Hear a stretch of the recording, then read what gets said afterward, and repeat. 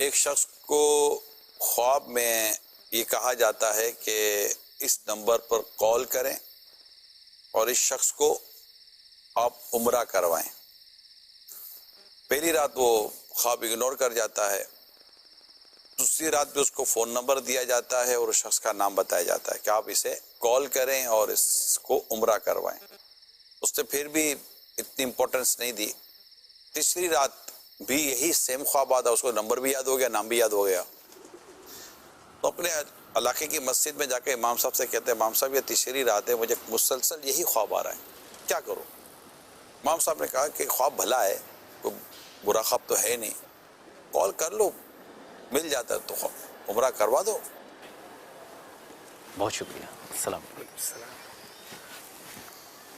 انہوں نے کال کی، سامنے سے ایک شخص نے فون اٹھایا تو اس نے کہا آپ فلاں ہیں؟ بولا ہاں میں فلاں ہوں.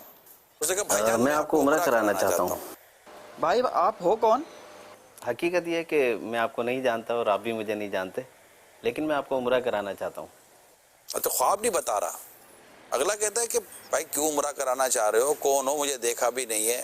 مجھے دیکھا نہیں ہے، دیکھو گے تو پھر بتانا. وہ بات کی بات ہے، بس آپ ہاں کہہ دو، خرچہ سب میں کروں گا، آپ نے بس عمرہ کرنا ہے. اچھا کروا دو بھائی، کہاں ملنا ہے؟ آپ کہاں پر رہتے ہو؟ بھائی میری رہائش تو محمود آباد 4 نمبر پر ہے. آپ شام میں وہاں پہ آ جاؤ، ملاقات ہو جائے گی. وقت اور مقام طے ہو گیا. السلام علیکم. ارے آئیے آئیے آئیے.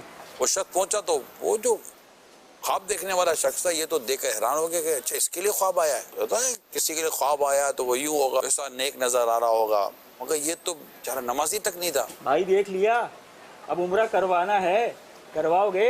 جی جی آپ کو ہی کروائیں گے. بڑی مہربانی آپ کی. پھر اس کو عمرے کے لیے لے گئے. عمرہ ہوا، طواف ہوا، اس سے کعبے کی زیارت کی، 2 رکعت نفل پڑھے، تھوڑی دیر بھی سجدے سے سر نہ اٹھے. جیسے ہی اس نے قریب جا کر اس کو ہلایا تو اس شخص کی روح کعبے شریف کے سامنے سجدے کی حالت میں اپنے جسم سے پرواز کر گئی تھی. کمال ہے. اس شخص کو بڑی حیرت ہوئی کہ یہ ہو کیا گیا.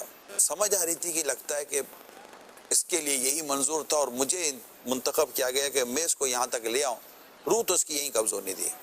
خیر جب اس کے گھر سے رابطہ کیا گیا کہ یہ کیسا آدمی تھا، یعنی کیا کوئی سی بھلائی، کوئی سی نیکی جس نے اس کو یہاں تک پہنچا دیا، تو گھر والوں کی طرف سے پتہ یہ چلا کہ جیسا آپ دیکھتے تھے یہ تھا تو ویسا ہی جو آپ کو نظر آتا تھا.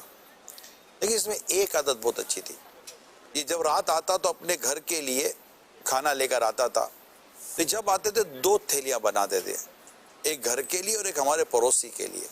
ہمارے پڑوس میں جو خاتون رہتی تھی وہ بیوہ تھی، اس کے یتیم بچے تھے. تھیلی اٹھا لیجیے.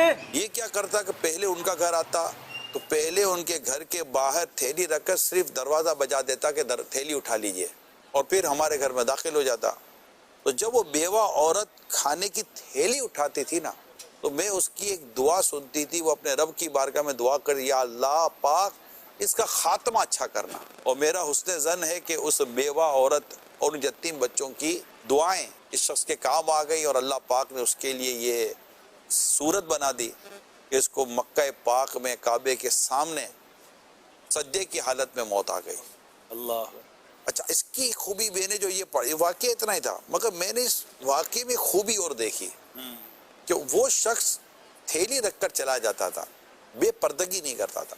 عورت کو بلا کر اس کو سامنے لا کر تھیلی نہیں دیتا تھا. جیسے ہمارے یہاں بعض اوقات پردے کی رعایت نہیں کی جاتی، تو اس سے باقاعدہ پردے کی رعایت بھی کی تھی.